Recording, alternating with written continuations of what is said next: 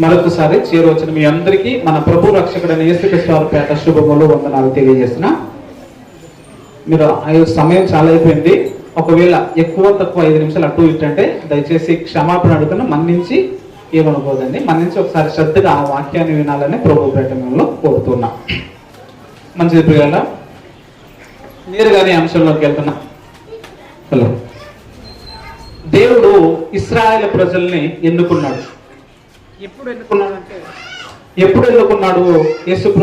దేవుడు ఇశ్రాయేలు ప్రజలు ఎప్పుడు అనుకున్నాడంటే, మొట్టమొదటిగా ఇశ్రాయేలుకి కారకుడైన అబ్రహాము గారు, మన పితరులకు విశ్వాసాలకు తండ్రి అయిన అబ్రహాం గారు దేవుడు పిలిచాడు. ఆ పిలిచిన తర్వాత అబ్రహాం గారికి, నేను చూపించబో దేశానికి మీరు వెళ్ళండి, నేను అక్కడ నీ కుటుంబాన్ని నీ సంతానాన్ని హెచ్చిస్తాను, దీవిస్తాను, ఒక భూదేశాన్ని ఒక స్వతంత్ర దేశాన్ని మీకు ఇస్తాను అని చెప్పాడు. ఆ కాల గర్భంలో కలుస్తూ ఏశావు గారు పుట్టారు, యాకోబు గారు పుట్టారు. ఆ తర్వాత యాకోబు గారికి 12 మంది పిల్లలు పుట్టారు. ఈ 12 మంది పిల్లలు పుట్టిన తర్వాత ఒక కరువు కాలం వచ్చింది. ఆ కరువు కాలం వచ్చినప్పుడు దవస ధాన్యాలు వారి కుటుంబ పోషణ కొరకు ఐగుప్తు దేశానికి వెళ్తున్నారు. ఐగుప్తు దేశానికి వెళ్ళాలి అంటే ఐగుప్తు దేశంలో ఈ 12 మంది సహోదరులు ఒకడు ఆల్రెడీ ఒక యోసేపు అనే ఒక సహోదరుడు అమ్మబడ్డాడు. అర్థమవుతుంది. అక్కడ ఆ యోసేపు అనే ఈ 11 మంది సహోదరుడు అక్కడ ఏం చేస్తున్నాడు, ఉన్నత అధికారిగా ఉన్నాడు. అయితే ఆ ఉన్నత అధికారిగా ఉన్నప్పుడు వీరు నా అన్నలని యోసేపు గారికి గుర్తొచ్చినప్పుడు, మీ తండ్రిని మీ పిల్లల్ని అందరూ తోలుకున్నాను, ఇక్కడ దవస ధాన్యాలు తిని బ్రతకడానికి చాలా సమృద్ధిగా ఉంది, ఐగుప్తు దేశానికి రండి అని పిలుపునిచ్చాడు. వారి అన్నలందరూ తీసుకుని, వారి అన్నలు వదినలు తండ్రి అందరూ కలిసి వాళ్ళ పశువులు అన్ని తీసుకుని ఐగుప్తు దేశానికి వెళ్ళారు. వెళ్ళిన తర్వాత కేవలం 30 సంవత్సరాలు మాత్రం వాడు ఐగుప్తు దేశంలో క్షేమంగా బ్రతికారు. అర్థమవుతున్న ప్రియ కదా, దయచేసి నిశ్శబ్దంగా ఉండండి. నేను చెప్తున్న మాటలు మీరు శబ్దం చేస్తే నేను చెప్పాల్సిన విషయాన్ని మర్చిపోతాను. కేవలం 30 సంవత్సరాలు ఐగుప్తు దేశంలో ఇశ్రాయేలు సమాధానంగా శాంతిగా నెమ్మదిగా బ్రతికితే యోసేపు గారు చనిపోతారు. యోసేపు గారు చనిపోయిన తర్వాత ఏమవుతుందంటే, యోసేపు ఎరుగని ఒక రాజు ఫరో ఆ దేశంలో ఐగుప్తు దేశంలో రాజుగా పరిపాలన చేస్తూ ఉంటాడు. చేస్తూ అంటే ఇశ్రాయేలీయులు ఆ రాజు ఏం చేస్తున్నాడంటే, బానిసలుగా చేసుకుంటూ అనేకమైన రాజులు వస్తూ ఇశ్రాయేల్ ఎలా చేసుకుంటే బానిసలుగా చేసుకున్నాడు, బందీలుగా చేసుకున్నాడు. ఎన్ని సంవత్సరాలు ఇశ్రాయేల్లో బందీలుగా ఉన్నారంటే సుమారు 400 సంవత్సరాలు ఐగుప్తు దేశంలో ఇశ్రాయేల్ బానిసలుగా ఉన్నారు. ఈ ఇశ్రాయేల్ బానిసలుగా ఉన్నప్పుడు ఈ ఇశ్రాయేల్ బానిస దేశం నుండి దేవునికి మొరుపెట్టాడు. దేవా, మాకు కష్టం ఎక్కువైంది, మమ్మల్ని కనికరించి స్వదేశానికి తీసుకెళ్ళని మొరుపెట్టినప్పుడు వారు మొరను ఆలకించి వారి కొరకు ఒక నాయకుని నియమిస్తాడు. ఆయన పేరే మోషే గారు. ఆ మోషే గారు నాయకత్వంలో ఇశ్రాయేల్ జనాంగము 20 లక్షల మంది ఐగుప్తు దేశం నుండి విడిచి కనాను భూదేశానికి వస్తున్నారు. ఈ ఇశ్రాయేల్ జనాంగానికి దేవుడు ఏమంటారంటే, మీరు నా స్వకీయ సంపాద్యమైన ప్రజలు, మీరు నా కుమారులు అనే ఒక ప్రత్యేకమైన లోకంలో ఉండే దేవుని పిల్లలైన సాధారణమైన దేవుని పిల్లలకి ఉండేదానికన్నా ఇశ్రాయేలుకి దేవుడు ఇచ్చిన ప్రాముఖ్యత ప్రత్యేకత చాలా అమోఘమైంది. అయితే ఈ ఇశ్రాయేలు కనాను భూదేశానికి వస్తున్నప్పుడు దేవుడు ఏం చేస్తాడంటే, ఇశ్రాయేలీలు ప్రపంచ మానవులాగా బ్రతుకున్నట్లుగా ఏం చేయాలి అంటే పరిశుద్ధంగా బ్రతకాలి. కారణం ఏం చెప్తున్నాను, మీరు పరిశుద్ధంగా బ్రతకాలని చెప్పడానికి కారణం ఏంటంటే, నేను పరిశుద్ధుడని కనుక మీరు నా స్వకీయ సంపాద్యమైన మీరు ప్రజలు ఇశ్రాయేల్ ప్రజలు ఏం చేయాలంటే పరిశుద్ధంగా బ్రతకండి. మీ దేవుడైన నేను పరిశుద్ధుడు కనుక మీరు కూడా పరిశుద్ధంగా బ్రతకాలని ఆజ్ఞయిస్తూ, ఒక మనిషి తన పరిశుద్ధతను కాపాడుకోవాలంటే ఏం చేయాలి, లేక తన పాపాన్ని కడుక్కోవాలంటే ఏం చేయాలని చెప్పడానికి దేవుడు పాత నిబంధనలో 5 రకాలమైన బలిని కోరాడు. అర్థమవుతుంది ప్రియులారా? పాత నిబంధనలో దేవుడు కోరుకున్న ఒక పాప క్షమాపణ నిమిత్తంలో దేవుడు ఏర్పరిచిన ఒక ఆజ్ఞలు లేక ఒక పద్ధతి ఏంటంటే 5లోన నేను 2 చెప్పడానికి ఇష్టపడుతున్నాను. మొదటిదిగా మా ఊర్లో చెప్పా, 2వ మీ ఊరికి చెప్తా, 3వది రేపటి రోజున ఇడుపునూరులో చెప్తున్నా. 2వది ఏంటంటే, మొదటిగా ఒక 5 ఏంటో మరి మీకు ఒకసారి పేర్లు మాత్రమే ప్రస్తావన చేస్తాను. మొదటిదిగా ఒక మనిషి పరిశుద్ధంగా బ్రతకాలంటే ఆ మనిషి దేవునికి సమర్పించవలసిన కొన్ని యాజకులు ఉన్నాయి, లేక దేవునికి సమర్పించిన కొన్ని అర్పణలు ఉన్నాయి. అవి ఏమేమి అంటే, మొదటిగా దహన బలి. దహన బలి అంటే ఏంటో ఆల్రెడీ చెప్పాను. రెండవది ఏంటంటే నైవేద్యము. రెండవది అది నైవేద్యము. మూడవది ఏంటంటే సమాధాన బలి. సమాధాన బలి. నాలుగవది అంటే పాప పరిహారమైన బలి. పాప పరిహారమైన బలి. ఐదవది ఏంటంటే అపరాధ పాప పరిహారత బలి.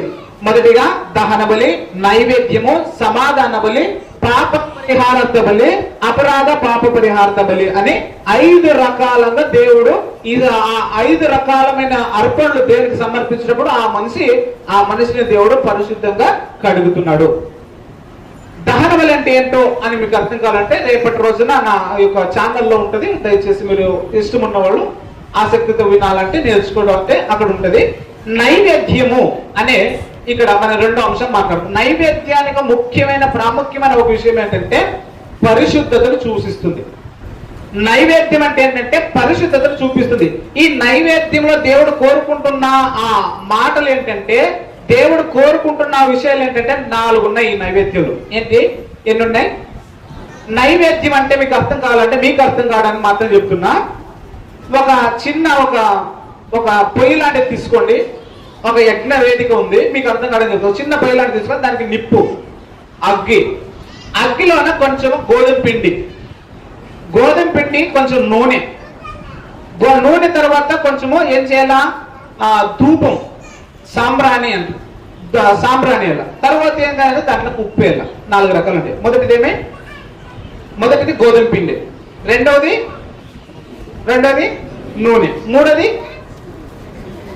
మూడవది సాంబ్రాణి, 4వది ఉప్పు.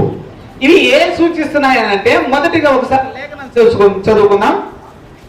గోధుమ పిండి దేనికి ప్రాముఖ్యత అంటే, ఇశ్రాయేల్ సమాజంలో పంట పడుతున్న ప్రతి పంటలో అతి ప్రాముఖ్యమైన పంట ఏంటంటే గోధుమలు. ఇశ్రాయేల్ దేశంలో పండుతున్న పంట ప్రతి ప్రాముఖ్యమైన పంట ఏంటంటే గోధుమలు. ఆ గోధుమలు ఏం చేయాలంటే తీసుకుని వచ్చి గిన్నెకి పట్టించి చక్కగా చేసిన తర్వాత పిండిని ఏం చేస్తున్నాం? మెత్తగా మన రెట్ల చపాతీలు చేయాలంటే ఏం చేస్తుంది? దాన్ని బాగా పిసుకుతామా? పిసుకుంటే చపాతీలు ఏమైనా బాగా అయితే లేదు. దాన్ని బాగా పిసికితే ఎంత మెత్తగా పిసికితే అంత బాగుంటుంది. అయితే ఆ గోధుమ పిండిని పిసకాలి. పిసికిన తర్వాత దానికి నూనె కలపాలి. నూనె కలిపిన తర్వాత ఏం చేయాలంటే దాన్ని దేవుడు కోరుకుంటున్న ఆ యజ్ఞ వేదికలోన అగ్నిలోనే వేయాలి. అగ్నిలో వేసిన తర్వాత ఏమవుతుందంటే దానిని ఆ యజ్ఞ వేదిలో వేసిన తర్వాత దాన్ని మంచి వాసన రావడానికి ఏం చేస్తారంటే సాంబ్రాణిని వేస్తారు. ఆ సాంబ్రాణి వేసిన తర్వాత ఇంకా మంచి రుచికరంగా అంటే ఉప్పు వేయాలి. ఏదైనా ఒక మంచిది రుచి కావాలంటే ఏం కావాలి? ఉప్పు కావాలి. ఈ ఉప్పు ఈ 4 పదార్థాలు యజ్ఞ వేదికలో సమర్పించినప్పుడు దానిని ఏమంటాడు ఒకసారి చూద్దాం. లేఖనాల్లో చివరి మాట, 3వ వచనం చివరి మాట చూద్దాం. తెలుగులో చదువుతారా దయచేసి ఎవరైనా?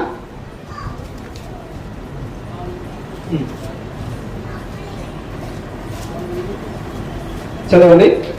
తెలుగు శేషము అహరోనుకును అతని కుమారులకును ఉండును. యెహోవాకు అర్పించు హోమములు ఆ నైవేద్య శేషము అహరోనుకును అతని కుమారులకు ఉండును.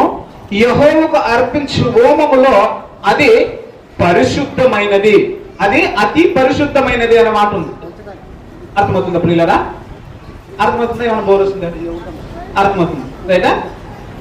దేవునికి అర్పించేది ఏమై ఉండాలంటే గోధుమలు, నూనె, సాంబ్రాన్ని, ఉప్పు ఉంటే ఏమైందంటే ఆ 4 కలిసిన తర్వాత ఈ దేవునికి సమర్పించిన తర్వాత అది దేవునికి అతి పరిశుద్ధంగా కంచబడుతుందంట. ఇప్పుడు గోధుమ అంటే ఏంటి, ఉప్పు అంటే ఏంటి, మళ్ళీ ఏంటి సాంబ్రాన్ని అంటే ఏంటి, ఉప్పు మరి నూనె అంటే ఏంటన్నా మనం పరిశీలన చేసుకోవాలి. పాత నిబంధనలో క్రొత్త నిబంధనకు ఛాయా రూపంగా ఉంది. యేసుప్రభు వారిని సూచించడానికి పాత నిబంధనలో కొన్ని బలులు చేశారు. ఈ బలి యేసుక్రీస్తు విషయంలో ఎలా నెరవేరిందన్నది మనం చూసుకోవాలి రైటా? మనం ఇశ్రాయేలు అర్పించినట్టు దేవుని యజ్ఞ నైవేద్యం అర్పించట్లేదు. అయితే యేసుక్రీస్తు వారే మనకు శాశ్వతమైన బలిని మనం నమ్ముతున్నాము. అయితే యేసుక్రీస్తు వారే శాశ్వతమైన బలి అంటే ఇప్పుడు నైవేద్యాన్ని సమర్పించాలి కదా. ఆ నైవేద్యం యేసుక్రీస్తు వారికి ఎలా సూట్ అవుతుందని చెప్పడానికి కొన్ని ఉదాహరణలు చెప్పి మీకు మాట్లాడుతున్నాం. మొదటిదిగా గోధుమ పిండిని ఏం చేయాలి? మెత్తగా నలుగుగొట్టాలి, పిసుకాలి. మన భాషలో చెప్పాలంటే పిసుకాలి అంటే బైబిల్ పరిభాషలో నలుగుగొట్టాలి. నలుగుగొడితే ఏమైందంటే ఒక మధురమైన ఒక రూపం వస్తుంది. దాన్ని ఏం చేయడానికి, చపాతీ చేయడానికి మంచిగా వస్తుంది. అయితే యేసుప్రభువు వారు తన జీవితంలో ఎలా నలుగుగొట్టబడ్డాడంటే ఒకటి మనుషుల చేత నలుగొట్టబెట్టాడు, రెండవదిగా సాతాను చేతులు నలుగొట్టబెట్టాడు, తర్వాత మూడవదిగా దేవుని చేతులు నలుగొట్టబెట్టాడు. అర్థమవుతుంది పిల్లల? మనుషుల చేత నలుగొట్టబెట్టాడు అని చెప్పడానికి యోహాను రాసిన సువార్త 19 మొదటి నుంచి చదువుకుంటూ వస్తే మనుషుల చేత ఆయన ఎలా హింస పెట్టాడు, ఎలా నలుగొట్టబడ్డాడు, ఎలా ఆయన శ్రమ పొందాడు అన్న విషయాలు కనపడుతూ ఉంటాయి. దయచేసి ఇప్పుడు నేను చదవాల్సిన అవసరం లేదు. ఒకవేళ మీకు చదవాలన్న ఆసక్తి ఉంటే యోహాను సువార్త 19 మొత్తం చదువుకుంటూ వస్తుంది. అక్కడ మొదట వచ్చిన ఏముంటదంటే మనుషుల చేత ఎలా శోధింపబడ్డాడు, లేక మనుషుల చేత యేసు ప్రభువు ఎలా నలుగొట్టబడ్డాడు అనే విషయం కనపడుతుంది. రెండవదిగా సాతాను విషయంలో సాతాను ద్వారా కూడా యేసు ప్రభు వారు నలుగొట్టినట్లు మనకు కనపడుతుంది. ఆయన యేసుక్రీస్తు వారు బాప్తిజం తీసుకున్న తర్వాత అరణ్యానికి కొనిపోయింది ఏంటి? అర్థమవుతుంది పిల్లరా? యేసు ప్రభు వారు బాప్తిజం తీసుకున్న వెంటనే ఆయన అరణ్యానికి వెళ్తాడు. 40 రోజులు ఉపాసన ధ్యానిస్తున్న దేని కొరకు? ఆ 40 రోజులు ఏం చేస్తారంటే సాతాను శోధన. సాతాను యేసు ప్రభువుని నానా హింసలు పెడితే నానా విధంగా హింసిస్తుంది, నలగొడుతుంది. ఏమని చెప్తుంది? లోక మహిమను చూపిస్తుంది. ఇక్కడి నుంచి నీ దుమ్ముకు మొత్తం ఇది ఇచ్చేస్తానని చెప్తుంది. లేక నీ రాయల్ని, నీ దేవుని కుమారుడు అయితే ఈ రాయల్ని రొట్టెగా చేసుకుంది అని చెప్తుంది. అంటే ప్రతి విషయం కూడా యేసు ప్రభువునే ముమ్మాటికి అది ఏం చేస్తుంటే నలుగు కొడుతూ ఉంది. అర్థమవుతుందా పిల్లరా? ఇది రెండు. మూడవదిగా ఏం చేస్తాడంటే యేసు ప్రభు వారిని దేవుడే నలగొట్టడానికి ఇష్టపడుతున్నాడంట. మీకు అందరికి తెలిసిన వచ్చిన చెప్పాలా? యెషయా గ్రంథం 53:3 ఏముంటది? ఆయన నలగొట్టడానికి యెహోవాకు ఇష్టం ఆయన అన్న మాట ఉండదు. చదవండి ఒకసారి. యెషయా గారు రాసిన గ్రంథము 53:10.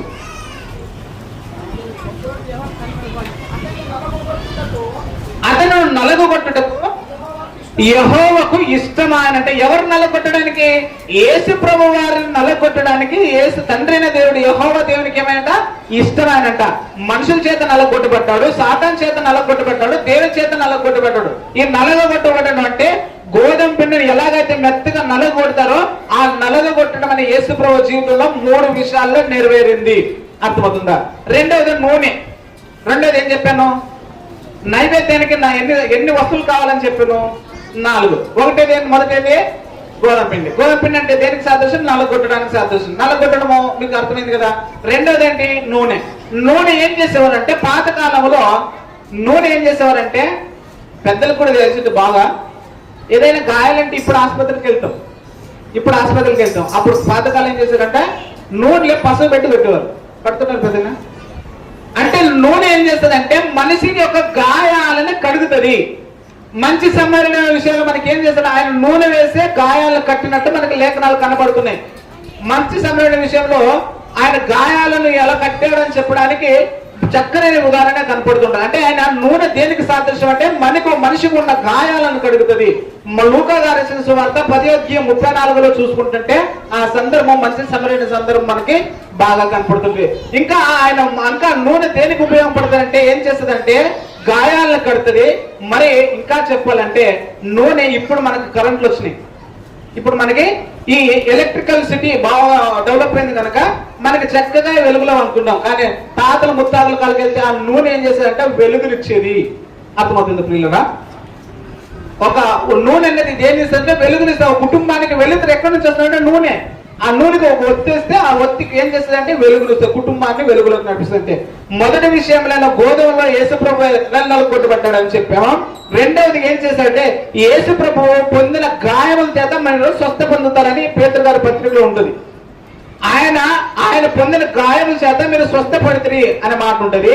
నూనె దేనికి సాదృశ్యం అని అంటే ఆయన లోకమునికి ఏమై ఉన్నాడంటే ఒకసారి రాసిన సువార్త చదువుకున్నాం. యోహాను రాసిన సువార్త 8వ అధ్యాయము ఒకసారి చదువుదాం ప్రియులారా. 12 చదువుదాం. మరలా యేసు నేను లోకమునకు వెలుగును, నన్ను వెంబడించువాడు చీకటిలో నడవక జీవపు వెలుగులో ఉండునని వారితో చెప్పాను. యేసు ప్రభువారు మన జీవితంలో ఏమై ఉన్నారంటే పాత నిబంధనలో ఇశ్రాయేలుకి నైవేద్యాన్ని సమర్పించడానికి, ఇశ్రాయేల్ పరిశుద్ధపరచడానికి రెండవ యజ్ఞమైనది నైవేద్యం అయితే, ఆ నైవేద్యంలో ఇశ్రాయేల్ ప్రజలు ఎలాగైతే పరిశుద్ధపరచబడతారని చెప్తే 4 విషయాలు చెప్పాడు. ఆ 4 విషయంలో గోధుమ మొదటైతే, రెండోది నూనె. ఈ నూనె ఏం చేస్తుందంటే గాయాలు కడుతుందని చెప్పాం. రెండోది ఏం చేస్తుందంటే జీవితాలలో వెలుగునిస్తుంది, కుటుంబాల్లో వెలుగునిస్తుంది. అంటే యేసు ప్రభు వారు ఏమంటున్నారంటే నేను లోకానికి వెలుగు, నా యందున్నవాడు వెలుగుతాడు, నా యందున్నవాడు జీవపు వెలుగులోనికి వస్తున్నాడు అని చెప్తున్నాడు. ప్రియులారా, అర్థమవుతుందా ప్రియులారా? యేసు ప్రభు విషయంలో ఆయన నూనె అనే సాదృశ్యంలో ఆయన లోకానికి వెలుగు అని చెప్పాడు. నా మూడోది ఏం చెప్పాం గుర్తుంది ఎవరికైనా? వెరీ గుడ్, చాలా సార్లు. మూడోది ఏంటి? సాంబ్రాణి. సాంబ్రాణి అంటే ఏంటి? సువాసన. మన విషయం మన బాగా అక్కడ తెలుగు తెలుగు, కన్నడ తెలుగు, ఇంగ్లీష్ తెలుగు. మనకి సాంబ్రాణి అంటే మనకి ఎవరికి అర్థం కాదు. ఇప్పుడు కొంతమందికి అర్థమయ్యే బాగా చెప్తాను, ఇది ఇంగ్లీష్ మాట. సెంట్ అందరికి అర్థమే కదా. సాంబ్రాణి అంటే మనకు అర్థం కదా. సెంట్ అంటే సాంబ్రాణి దేనికి ఉపయోగం చేస్తారంటే వాసన, సువాసన, చక్కనైన వాసన రావడానికి సెంట్. అది ఆ వాసన దేవుడు అంగీకరించినప్పుడు ఏం చేస్తాడంటే ఇది నాకు అంగీకారము అని చెప్పడానికి మంచి సువాసన కొరకు సాంబ్రాణి వేసేవారంట. ఆ యేసు ప్రభు విషయంలో సాంబ్రాణి అనే విషయంలో ఎలా నెరవేరిందని మనం లేఖనాల్లో చూద్దాం. ప్రియులారా, ఎఫెసీయులకు రాసిన పత్రిక 5వ అధ్యాయం మొదటి వచ్చిన ప్రియులు, ఎఫెసీయులకు రాసిన పత్రిక 5వ అధ్యాయం మొదటి వచనాలు చదువుకున్న మొదటి 2 వచనాలు దయచేసి చదువుతారా? కావున మీరు ఓకే, మరి క్రీస్తు మిమ్మల్ని ప్రేమించి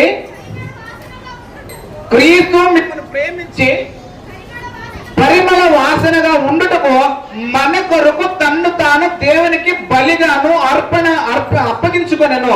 అలాగనే మీరును ప్రేమ కలిగి నడుచుకున్నాడు అని చెప్తున్నాడు. యేసు ప్రభు మనుషుల విషయం కొరకు ఏం చేశాడంటే దేవునికి బలి ఇస్తున్న ఆ విషయంలో ఒక మంచి సువాసన రావాలంటే, ఆ మంచి సువాసన పరిశుద్ధమై ఉండాలంటే మనుషుల పాపాల కొరకు యేసు ప్రభు వారు బలి, ఆ బలి దేవునికి ఎలా ఉందంటే మంచి పరిమళ సువాసనగా కనబడిందంట. ప్రియులకు అర్థమవుతుంది ప్రియులరా? యేసు ప్రభు వారి విషయంలో సాంబ్రాణి లేక సువాసన ఎలా జరిగిందంటే ఆయన పొందిన మరణం మనుషుల కొరకు ఆయన పొందిన మరణం ద్వారా తండ్రి అయిన దేవునికి అది పరిమళ సువాసనగా కనపడిందంట. 4వది ఏంటి? ఉప్పు గురించి చెప్పాలన్నట్లు అందరూ వండుతారు, అందరూ తింటాం. ఉప్పు గురించి చెప్పాల్సిన అవసరం లేదంగా, అయినా నేను చెప్తాను. 4వది ఏంటంటే మీరు లోకమునికి ఉప్పు అయి ఉన్నారని యేసు ప్రభు అంటాడు. అవునా లేదా? మీరు లోకమునికి ఏమై ఉన్నారంట? ఉప్పు అయి ఉన్నారు. ఒకసారి చూద్దాం. మత్తయి రాసిన సువార్త 5వ అధ్యాయం 13వ వచనం చదువుకుందాం ప్రియులారా. మత్తయి గారు రాసిన సువార్త 5వ అధ్యాయము 13వ వచనం. మీరు లోకమునకు ఉప్పు అయి ఉన్నారు. ఉప్పు నిస్సారం అయితే అది దేని వలన సారము పొందును అని అంటది. అంటే క్రైస్తవ సమాజం ఎలా ఉందంటే లోకానికి ఉప్పు అయి ఉంది. అది ఉప్పుగా ఉంటే లోకానికి రుచికరంగా కనబడేది ఏంటంటే క్రైస్తవ సమాజం, క్రైస్తవ సంఘం, క్రీస్తు తన రక్తం ద్వారా కడగబడిన సంఘం. రైట్. అయితే మళ్ళీ ఉప్పు దేని కొరకు ఉపయోగిస్తారు? ఇది ఒకటి ఏంటంటే రుచికరంగా ఉండడానికి ఉపయోగిస్తున్నారు. రెండవది దేని కొరకు ఉపయోగిస్తారో 2వ రాజుల గ్రంథము 2వ అధ్యాయం చదువుకుందాం ప్రియులరా. 2వ రాజుల గ్రంథము 2వ అధ్యాయము 2వ వచనం. 2వ రాజుల గ్రంథము 2వ అధ్యాయము 2వ అధ్యాయము 20వ వచనం చదువుకుందామా?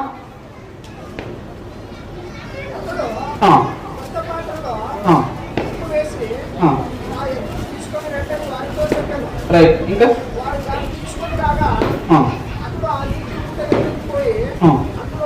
మళ్ళీ చదువుదామన్నా. అతడు కొత్త పాత్రలో ఉప్పు వేసి నా ఎద్దుకు తీసుకొని రండని వారితో చెప్పాను. వారు దాన్ని తీసుకొని రాగా అతడు ఆ నీటి ఉప్పు ఎత్తుకు పోయి అందులో ఉప్పు వేసి చదవన్నా. యెహోవా సెలవించింది ఏమనగా ఈ నీటిని నేను బాగు చేసి ఉన్నాను గనుక దీని వలన మరణము కలుగకపోవును, భూమి నిస్సారం ఉండదు అనెను. అంటే ఇక్కడ ఏం కనపడుతుంది అంటే ఉప్పు ఉన్న ఒక గుణం ఏంటంటే చెడిపోనీదు. ఉప్పుకున్న ఒక ప్రాముఖ్యం ఏంటంటే అది మనుషులకి హానికరంగా చేయదు. అది ఉప్పు ఎంత వేస్తే అంత మంచిది. అంటే మరి ఎక్కువ వేస్తే దాన్ని ప్రమాదకరం, కానీ ఎంత అయితే మనకు తగిందో ఉంటుందో అంత వేస్తే మన జీవితాలకు మంచిది. అంటే ఉప్పు యొక్క క్వాలిటీస్ ఏం చేస్తుందంటే ఒక రుచికరంగా ఉంటది, ఇంకోటి చెడిపోగా ఉంటది. ఇప్పుడు అర్థమైందా ప్రియులారా? 4 మొదటి మళ్ళీ ఒకసారి జ్ఞాపకం చేసుకున్నాం. నైవేద్యంలో ఉండవలసిన ఒక సామాన్లు లేక నైవేద్యంలో ఉండవలసిన ఒక కొన్ని వస్తువులు ఏంటండి? గోధుమ, నూనె, సాంబ్రాణి, ఉప్పు. రైటా?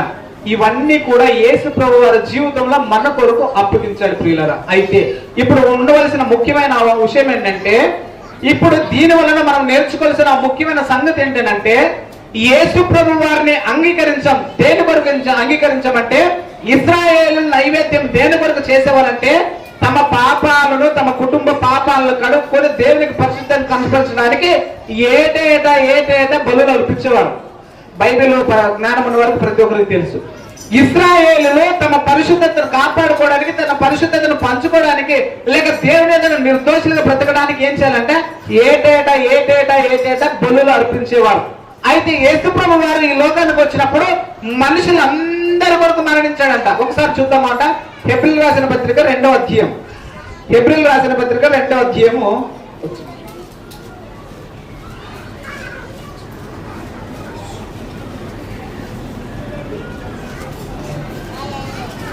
హెబ్రీయులకు రాసిన పత్రిక 2వ అధ్యాయం 9వ వచనం చదువుకుందాం అన్న.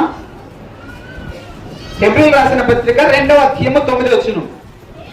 దేవుని కృప వలన ఆయన ప్రతి మనిషి కొరకు మరణము అనుభవించినట్లు అని ఉంది. అంటే మన యేసు ప్రభు వారు ఎవరి కొరకు చనిపోయాడంటే ప్రతి మనిషి కొరకు చనిపోయాడు. ఇశ్రాయేలుకు చనిపోవాల్సిన విషయం ఏంటంటే దహన బలి అర్పించాలి, సమాధాన బలి అర్పించాలి, పాప పరిహార్థమైన బలి అర్పించాలి, అపరాధ పాప పరిహార్థ బలి అర్పించాలి, నైవేద్యం అర్పించాలి. ఆ 5 రకాలమైన నైవేద్యాలు, 5 రకాలమైన సమర్పణ చేస్తే ఇశ్రాయేలు పరిశుద్ధులు అవుతే, క్రైస్తవ సమాజానికి, ప్రపంచ మానవ చరిత్రనికి దేవుడిచ్చిన ఒక అద్భుతమైన అవకాశమే.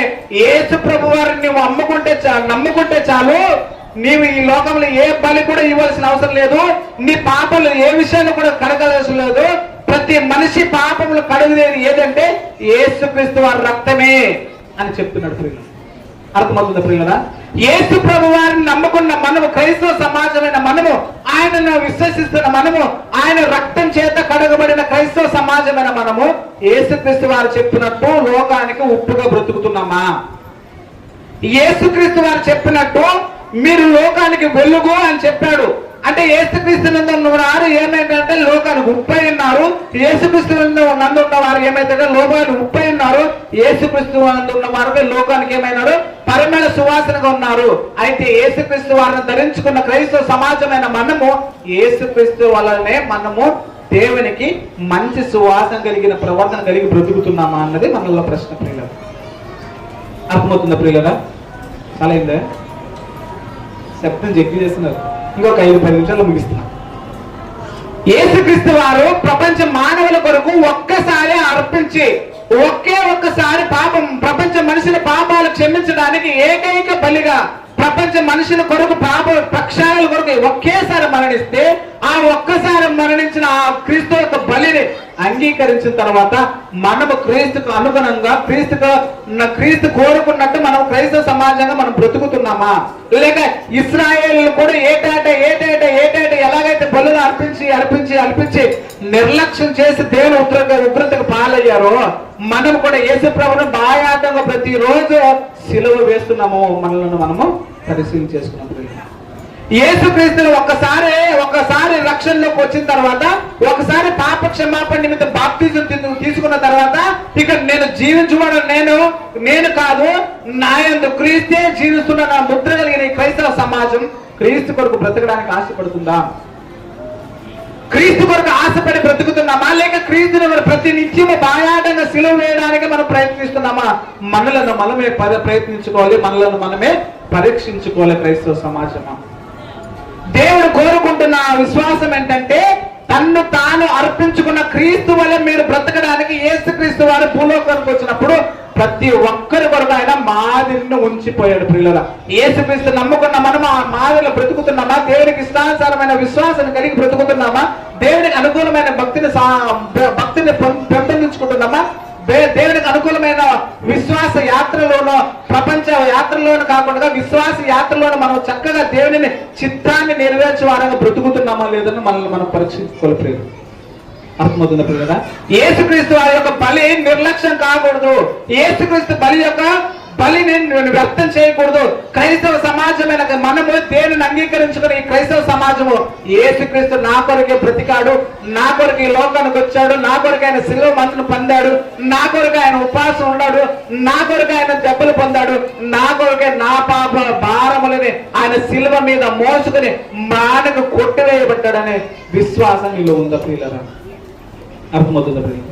ఒకవేళ ఆ విశ్వాసం కలిగి యేసుక్రీస్తుకి అనుకూలంగా బ్రతకపోతే మనం కూడా ఏం చేస్తున్న వారం అయితే యేసుక్రీస్తు వారిని ఆనాడు యూద సమాజ మందిరంలో లేక ఆనాడు యూద సమాజము రోమీల చేతికి ఎలాగైతే అప్పగించి యేసుక్రీస్తు సిలువ వేశాడో మనము కూడా మన ప్రవర్తనలారా దీన్ని ఏటేట కాదు ప్రతి నిత్యము బాయాటగా ఆయన సిలువ వేసిన వారు అవుతున్న ప్రియులారా.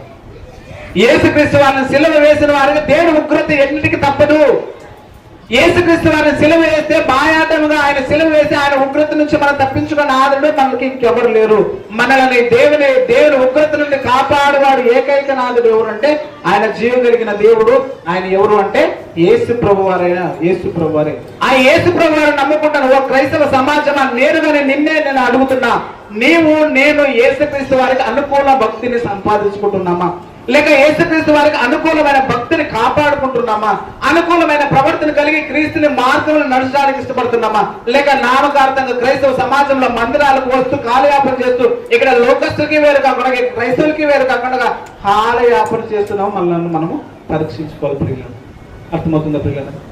క్రైస్తవులు అంటే లోకానికి వెలుగు, క్రైస్తవుడు అంటే లోకానికి ఉప్పు, క్రైస్తవుడు అంటే లోకానికి ఒక మాదిరి నేర్పించవలసిన ఈ క్రైస్తవ సమాజమే అక్కడ లోకానికి ఇక్కడ క్రీస్తుకి ఏ వ్యత్యాసం లేదన్నట్టు కూడా మన జీవితాల్లో అలా కాలగర్భంలో కలిసిపోతూ ఉన్నాయి.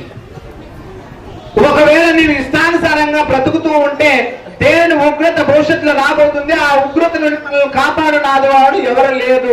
మనల్ని కాపాడు ఏకైక నాదుడు యేసుక్రీస్తు వారైతే ఆయన రక్తంలోనే మనకు శుద్ధీకరించగలిగితే ఇంకా ఎందుకు మనం బాప్టిజం తీసుకుంటే క్రీస్తు రక్తాన్ని మనం నిర్లక్ష్యం చేస్తున్నాం.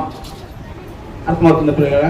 ఇందులో ఎంతమంది బాప్తిజం తీసుకుని దేవునికి అనుకూలంగా బ్రతుకుతున్నారో నాకు తెలియదు. ఒకవేళ ఎంతమంది బాప్తిజం నిర్లక్ష్యం చేసి బ్రతుకుతున్నారో నాకు తెలియదు. ఒకవేళ బాప్తిజం తీసుకోకుండా అలాగే లోకంలో బ్రతుకుతూ ఉన్నావంటే నువ్వు ఒప్పుకుపోయినా ఏంటంటే యేసు ప్రభు వారి పరిశుద్ధమైన రక్తాన్ని నువ్వు నిర్లక్ష్యం చేస్తున్నావు అని అర్థం. అర్థమవుతుందా ప్రియులారా? ఒకవేళ యేసు ప్రభు వారి పరిశుద్ధమైన రక్తాన్ని నువ్వు నిర్లక్ష్యం చేస్తే దేవుని ఉగ్రత నుండి మనల్ని కాపాడు నాదుడు ఎవరు లేరు. అది ఆ దేవుని ఉగ్రతమైన రెండవ మరణానికి మనల్ని తీసుకెళ్తే అక్కడ ఏముంటుందంట? పండ్లు గరుకుటాలు ఏడుపులు తప్ప మనలను ఓదార్చడానికి ఒక చుక్క నీళ్లు కూడా దొరకని భయంకరమైన పాతాళంలోనికి భయంకరమైన నరకంలోనికి జారిపోతున్న ప్రియులరా. ఆ ఉగ్రత నుండి మనల్ని రక్షించేవాడు ఎవరంటే యేసుక్రీస్తు వారి అమూల్యమైన రక్తమే. యేసుక్రీస్తు వారు ఆ శిలువలో కాల్చిన ప్రతి ఆ రక్తమే. యేసుక్రీస్తు వారు ఏం చేశాడంటే ఆ రక్తం ద్వారా ఏం చేశాడంటే తన రక్తం ఇచ్చి స్వరక్తం ఇచ్చి తన సొంత రక్తం ఇచ్చి మనల్ని కాపాడుకున్నాడు, మనల్ని కొనుక్కున్నాడు ప్రియులారా. ఎవరు క్రైస్తవ సమాజంలోనికి కేవలం ఉచితంగా రాలేదు. అది వెలకట్టలేని అమూల్యమైన రక్తం. అది ఆ రక్తానికి వెలకట్టలేమో. ఆ రక్తం అనంతమైనది. ఆ రక్తం విలువ ఇంత అని చెప్పలేము. ఎందుకనంటే ప్రపంచ మానవాళిని పరిశుద్ధపరిచే ఏకైక రక్తం క్రీస్తు రక్తం. అర్థమవుతుంది ప్రియుల? ఆ రక్తాన్ని నిర్లక్ష్యం చేస్తున్నామా? ఆ రక్తాన్ని అంగీకరించకుండా బ్రతుకుతున్నామా? ఒకవేళ ఆ రక్తాన్ని అంగీకరించిన కూడా అలాగే లోకస్తుడికి మనకి ఏ వ్యత్యాసం లేకుండా అలాగే కాలం గడుపుతూ ఉన్నామేమో ఒకసారి పరీక్షించుకుందాం ప్రియులారా. ఒకవేళ అలాగే బ్రతుకుతూ ఉంటే దేవుని ఉగ్రతకు మనల్ని తప్పించి నాదుడు లేడు. కనుక మనము క్రైస్తవ సమాజమైన మనము ఏం చేయాలంటే దేవుని ఉగ్రతల పాత్రలు అవ్వకుండా దేవుడు ఇచ్చిన ఆ మహోన్నతమైన రక్షణను, ఆ గొప్ప రక్షణ నిర్లక్ష్యం చేసుకోకుండా నేడే రక్షణ దినము, నేడే అనుకూలమైన సమయము అని అంగీకరించిన క్రీస్తు యొక్క బలిని అర్థం చేసుకుని ఆయన రక్తంలో మన పాపాలను కడుక్కుందాం. ఎవరు పరిశుద్ధం లేవు ఈ లోకంలో. ఏ విషయంలో పరిశుద్ధత లేదు. దేవుడు లేకపోతే పరిశుద్ధాత్మ సహాయం లేకపోతే ఈ లోకంలో ఒక్క క్షణము కూడా పాపము చేయకుండా బ్రతుకులేం ప్రియులారా. కనుకనే మనం పరిశుద్ధతను సంపాదించుకోలేమని క్రీస్తు రక్తం మనకు ఉచితంగా దేవుడిస్తే ఆ క్రీస్తు రక్తంలో ఉచితంగా మనం మన పాపాలను కడుక్కున్న తర్వాత మనలోనికి పరిశుద్ధాత్మ సహాయం అనే ఒక వరమునిస్తే ఆ పరిశుద్ధాత్మ దేవుని కొరకు ఎలా బ్రతకాలని మనల్ని ముందుకు నడిపిస్తుంది ప్రియులను. అర్థమవుతుందా ప్రియులను? ఆ పరిశుద్ధాత్మ అనే వరాన్ని సంపాదించుకోవాలంటే బాప్తిజం ద్వారా మన పాత జీవితాన్ని ఏం చేయాలి?